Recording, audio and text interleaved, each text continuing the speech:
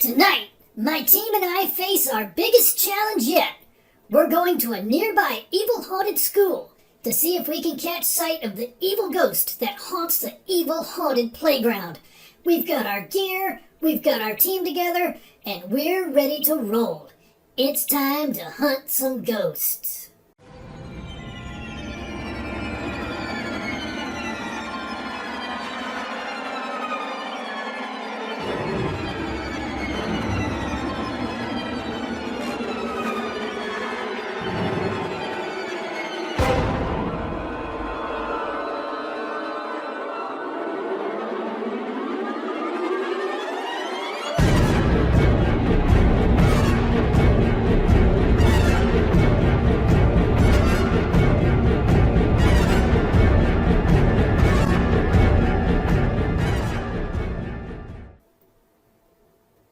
We're here in the evil-haunted woods of West Virginia to stake out an evil-haunted school and see if we can catch sight of some evil ghosts on the evil-haunted playground. I'm Chip, and my team and I are the Ghost Hunter Finder guys. This is insane. Not only are these guys convinced that ghosts are real, which they are not, by the way, they're convinced that they're going to capture one on video with a bunch of quote-unquote scientific instruments, which looks to me like an MP3 voice recorder and a flashlight. You think this is night vision? This isn't night vision. Chip colored over the camera lens with a green highlighter. I'm participating in this under duress, since this is the only way I could get Chip to agree to take me to the place in his allegedly haunted woods where my drone went down. Okay, here we are, outside the haunted playground. It's cold, and there's a scent of evil in the air. That smells from the paper factory over in the next county. We've been out here with our camera for hours, and so far we haven't seen anything. But I've got a feeling that... Wait. Dude, do you see that? Do I see what? Dude, there's like an evil presence over there, and holy crap, dude, it's moving the swing! Check it out, dude, it's moving the swing! Your production assistant is pushing it with a stick. I can see her crouching behind that bush over there. Cut! Dude, we talked about this. Okay, everyone back to one. We're going again.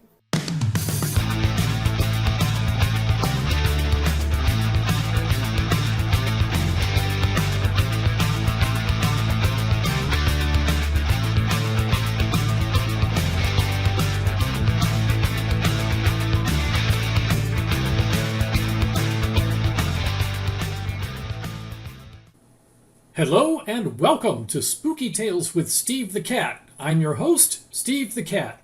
It's November and we're well into fall, but there are still plenty of movies to talk about here on Spooky Tales.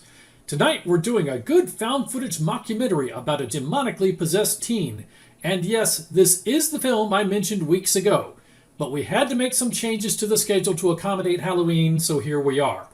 We'll get to that in a minute, but first we're going to spend a few minutes talking to Chip, who is the star of PBDC TV's new series, The Ghost Hunter Finder Guys. Hey Chip, can you hear me? I read you loud and clear, dude. So tell me about your new show. Well, I've been a ghost hunter for a long time, going back to when I used to hunt ghosts with my girlfriend Vanessa. So we decided it was time to finally put a show together to document everything we've seen over the years. And it doesn't bother you at all that there's no such thing as ghosts and everything in your show has been faked. What? Dude! Don't be a dick, dude! Well, it's true, right? I mean, we just heard Meerkat talking about your production assistant hiding behind a bush. Ghosts are real, dude! And the haunted woods are real too, dude! That's where we were years ago when those ghosts came along and stole Vanessa away from me. I see. And who is Vanessa? Vanessa was the love of my life, dude. I'm still totally heartbroken since she disappeared. Ever since then, I've been searching the haunted woods for those ghosts. I've got a score to settle with them. And you're sure Vanessa didn't just leave you for another guy? No way, dude. I saw it happen. A bunch of ghosts took her away and she disappeared. So she left you for a dead guy? No, dude! A gang of ghosts took her away into the haunted woods. So she left you for a group of dead guys? Stop being a dick, dude! Vanessa was the love of my life! Oh, Vanessa. Well, she was the love of your life, right up until she ran off with a group of ghosts. Were these ghosts from a rival fraternity, by the way? No, dude, they live in the woods near here. There's a cave nearby that they stay in during the day, but at night they haunt the woods. That's where the monkey dude's camera drone crashed, so I'm taking him there. And we all appreciate that. But isn't there something else in that cave, too?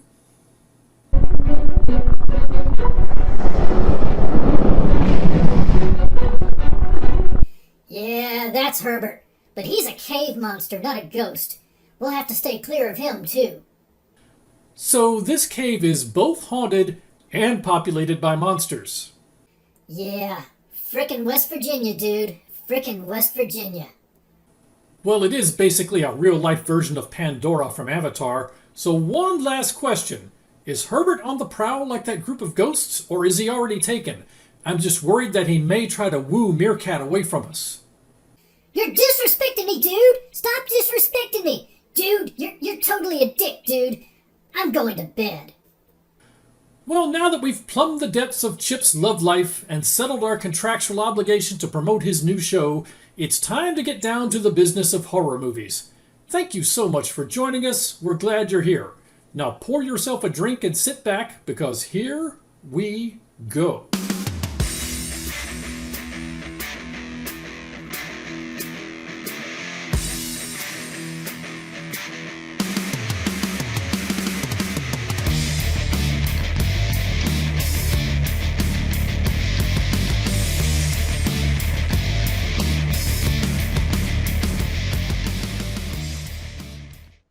Professionals, and you get Craigslist over here. There's something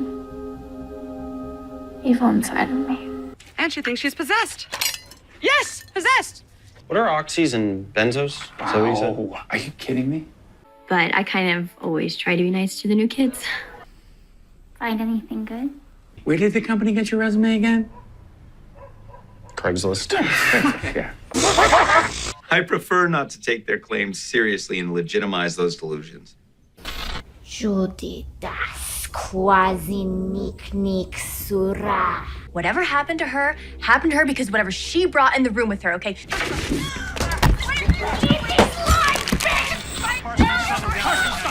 Tina misses you in hell. Because when I stop, I want to slit your fucking throat. Put that down! Carson, put that knife down! Oh no, you got your promo footage today, I'll tell you that right now. It's time for our featured film review. Tonight we're going to talk about a film called Inner Demons. More specifically, a film called Inner Demons that came out in the year 2014. I am being specific about the year because there are multiple films floating around out there with the name either Inner Demon or Inner Demons. So we are talking about the 2014 film. This is a found footage supernatural horror film, as we mentioned, was released in the year 2014. Directed by Seth Grossman. And the cast includes Laura Vosberg, Kevin McClellan, and Kate Whitney. So let's get into setting your expectations for this film. If you're going to sit down and watch Inner Demons, what you should expect is a better than expected supernatural found footage horror film about demonic possession. Now, if you like The Exorcist or The Blair Witch Project or Paranormal Activity, I think you will have a chance of liking Inner Demons. Now, that's kind of an odd trio of films, so let me expound on that a little bit. The Exorcist, obviously about demonic possession, but not a found footage film. The Blair Witch Project, found footage film, but not about demonic possession. Paranormal Activity, kind of the closest thing to a combination of the two, somewhat about demonic possession and found footage. So the three of those all have elements that go with Inner Demons. If you like any or all of those three, you'll probably enjoy Inner Demons. So let's get into calibrating your expectations. This is the scale we like to use. On the far left side of the scale, we have very campy films such as Jason X. On the far right side of the scale, we have very serious films such as The Silence of the Lambs. As always, this scale is not an indicator of the quality of the film. It's an indicator of what your mindset needs to be going into the film in order to enjoy it. Inner Demons is a pretty serious film. We've moved it pretty far to the right side of the scale. There's not really a lot of comedy in this film other than people mocking the guy from being hired off of Craigslist that you saw earlier.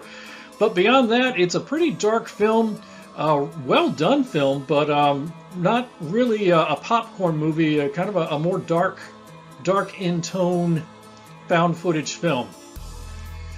Before we go any farther, we need to do a vocabulary lesson. Now this, of course, is the part of the show where we discuss new and innovative words and phrases in an effort to stay ahead of social media bots and algorithms that would otherwise try to ban our conversation. Social media bots and algorithms are always evolving, therefore our language must evolve if we're going to stay ahead of them.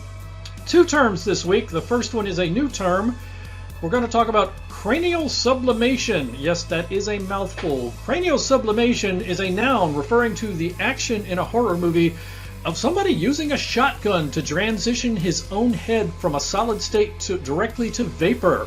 If you know anything about sublimation, that's when something goes from solid state directly to vapor. Cranial sublimation is when somebody does it to his own head using a shotgun. Our second term is a slang term that we've done earlier on this show. This goes back, I believe, all the way to season 1 of Spooky Tales with Steve the Cat, called leaf on the wind. This is a slang term that refers to the action of suddenly killing off a major character without warning or foreshadowing in a way that is quick, simple, and stunning in its finality. This, of course, is inspired by the movie Serenity, which was based on the TV series Firefly. If you're not familiar with that, there was a character who was a pilot, and before engaging in a very difficult maneuver, he said, "I'm a leaf on the wind. Watch how I twirl." And then, after he successfully pulls it off, he is suddenly, without warning or foreshadowing, killed off in a way that was quick, simple, and stunning in its finality. So let's get into a film summary about Inner Demons. In this film, film school student Jason joins the crew of a reality TV show called Intervention as a production assistant. What is Intervention about? Well, it documents drug interventions and recovery of those who have been intervened with. The crew begins filming at the Morris home, where formerly straight-A student Carson has become a drug addict in need of help.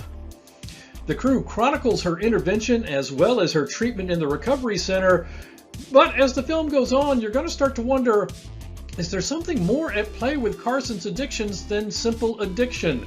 That leads us to our villain profile for this film. Now, we never see the villain in this film, but the villain is referred to as Moloch. So there's no image to use from the film, so this is just a historical image of Moloch, may or may not be relevant to the film. In the film, Moloch is a demon. Now, I can't say whether or not that is historically accurate as far as the mythology goes, but in this film, Moloch's special powers are not completely defined, but they do include the ability to possess humans, and once possessed, the human takes on superhuman strength and stealth, and the ability to bend your body at odd angles that seems to happen in so many supernatural films. There's really no signature technique or signature weapon associated with this film, but it is worth noting that, at least historically, Moloch is historically associated with child sacrifice. So let's talk about some of the things I liked about this film. Well, for starters, although the premise is familiar, the film is solidly executed and it is better than many found footage films. As found footage films go, this one is actually pretty well done, and I liked it. It is pretty well done. It's a pretty good film. It is well acted and well directed. Laura Vosberg's performance is particularly good. She plays the girl Carson who's been possessed, and because she's portraying somebody who's been possessed, she has to show quite a range as an actress, running from childlike innocent to purely demonic, which she pulls off very well. I actually cared about the film's characters. The film does a good job of character development. And the behind-the-scenes portrayal of reality TV is unflattering, but realistic. Now, it's not without flaw. There are some things that could have been better about the film Inner Demons, and we'll start with the CGI special effects at the end. They were a bit weak. Now, they were not bad, but they were not impressive either, and they were obviously computer generated. At no point are you going to sit down and watch the film Inner Demons and say, wow, I can't tell, is that computer generated or is that practical special effect? It's obviously computer generated. For me, it doesn't really detract from the movie because so many found footage films use computer generated special effects for budgetary reasons. And it's not really a special effects movie, so to me it works, but the CGI special effects aren't going to break any ground. The story is very predictable. Effectively, it is a retelling of The Exorcist. Now, this is a problem we've talked about with many, many horror films and the horror genre in general, is that the stories are often formulaic, which makes them often predictable. Now, this one does have some twists to it that make it worth watching, so you're not going to be able to predict every little thing that happens in the movie. But at a high level, this is more or less a retelling of The Exorcist. Many of the characters in the film are intentionally unlikable, and the key word here is intentionally. The cast and crew of the reality TV show, you're not supposed to like them. They are not likable people. They are bad people. But you're not going to like them when you watch the movie, so just keep in mind that you're not supposed to. And some will be disappointed with the ending of the film. I'm not going to spoil the ending for you, but some of you are going to be disappointed with how the film ends. And finally, just a side note, I've got to say this, Carson is way too young for Jason. Jason starts to take an interest in Carson as the film goes on, and remember, Jason is the film school student, Carson is the straight A high school student who is illegally too young for Jason. Jason, you need to set your sights elsewhere, buddy. And now a word from our benevolent overlords at PBDC TV, your nightly heartbeat of horror.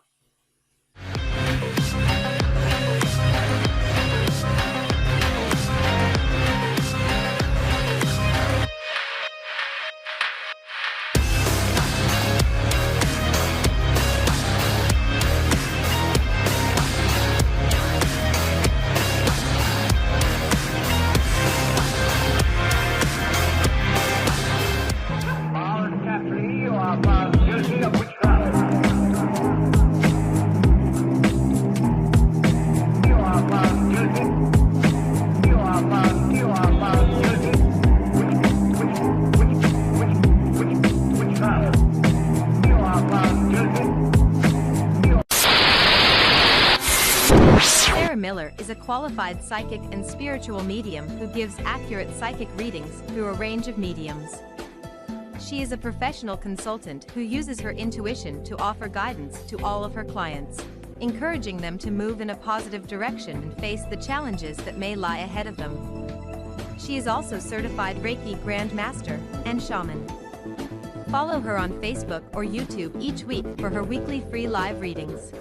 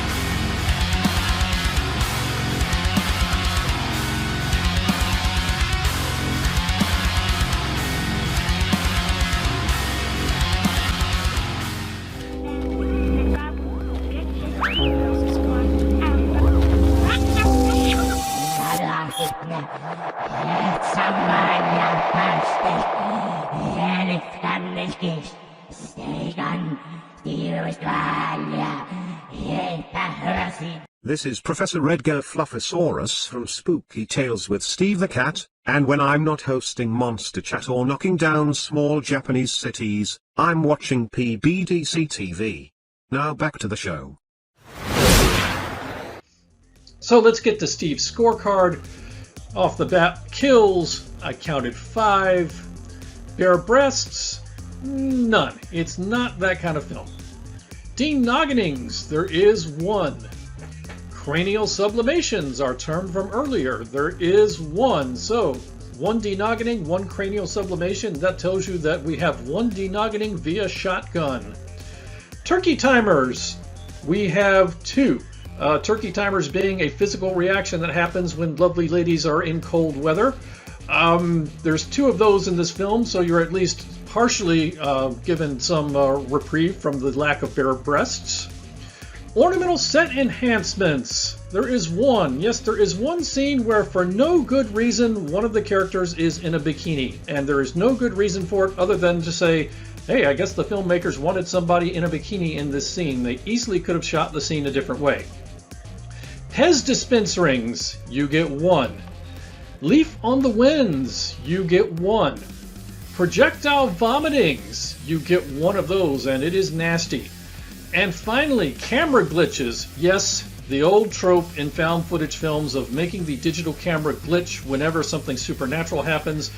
I counted 18 of them. It does get a little bit tiresome, but that is how they let you know that Carson has shifted gears and gone from herself to the demon talking and back again. So the camera glitches are kind of a narration tool, but it's done in so many found footage movies it becomes a little bit tiresome.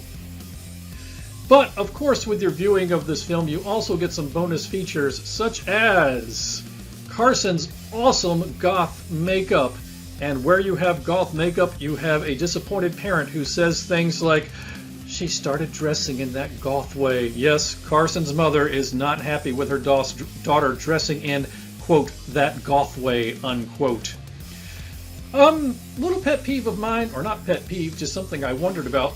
I wonder how much that Jason, the film student, is paying for the degree that he used to get hired off of Craigslist as a PA on a reality show. Yes, he's probably paying 5 figures, if not 6 figures, for his film student, for his film degree, and he's working as a PA hired off of Craigslist on a reality show, probably making not much more than minimum wage.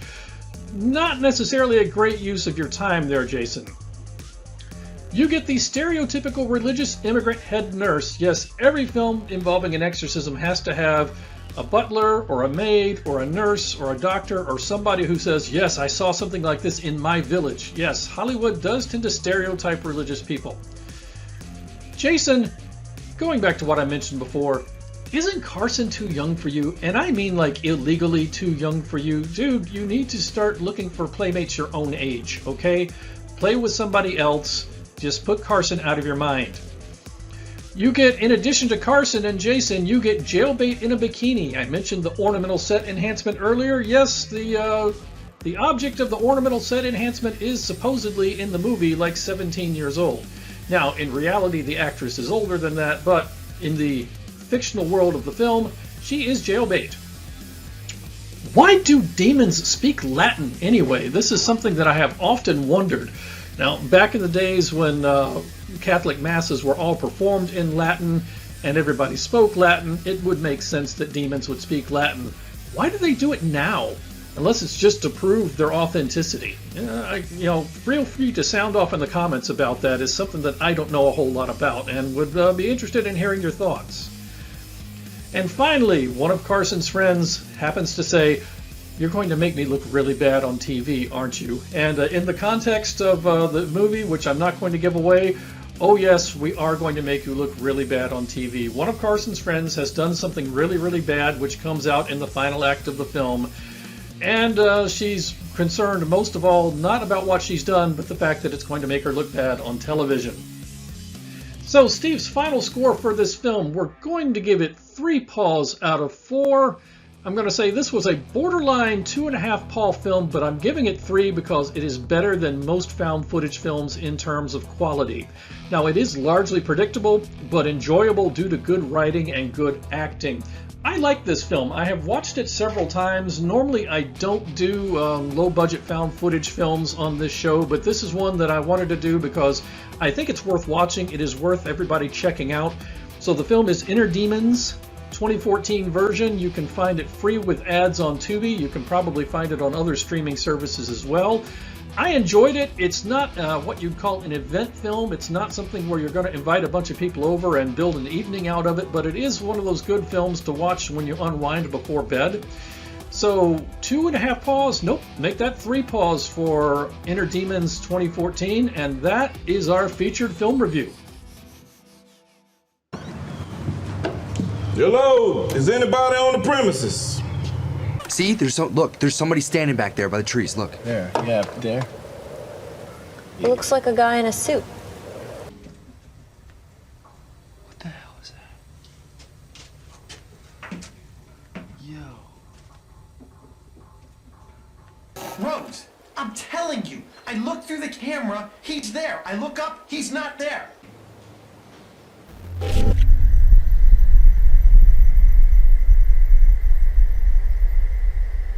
He's with you. No, you got him here. No, he's here.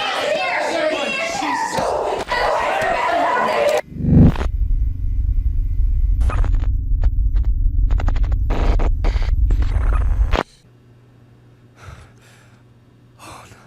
Oh. Ah. Oh my God. Ah. No. No. Dad! What did you do? No, no, no! What did you do? Dad! Everything's gonna be okay.